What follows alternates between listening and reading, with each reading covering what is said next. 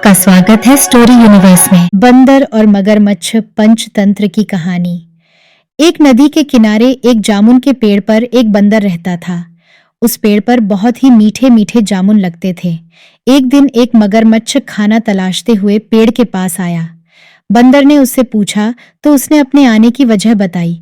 बंदर ने बताया कि यहाँ बहुत ही मीठे जामुन लगते हैं और उसने वो जामुन मगरमच्छ को दिए।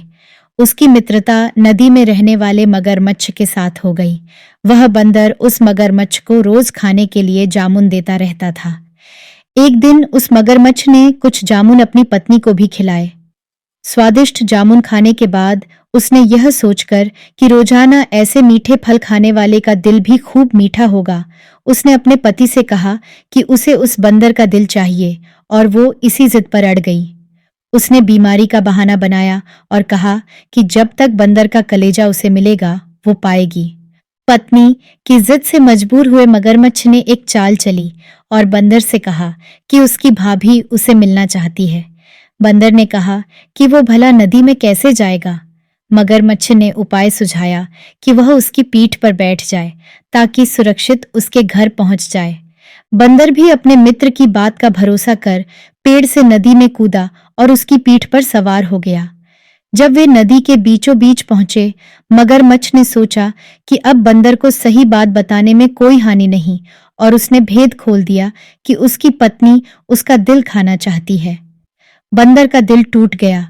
उसको धक्का तो लगा, लेकिन उसने अपना धैर्य नहीं खोया।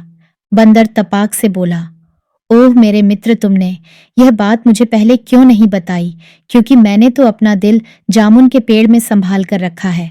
अब जल्दी से मुझे वापस नदी के किनारे ले चलो ताकि मैं अपना दिल लाकर अपनी भाभी को उपहार में देकर उसे खुश कर सकूं। मूर्ख मगरमच्छ बंदर को जैसे ही नदी किनारे लेकर आया, बंदर ने जोर से जामुन के पेड़ पर छलांग लगाई और क्रोध में भरकर बोला, मूर्ख, दिल के बिना भी क्या कोई जिंदा रह सकता है? जा, आज से तेरी मेरी दोस्ती समाप्त। शिक्षा ए, मुसीबत के क्षणों में धैर्य नहीं खोना चाहिए।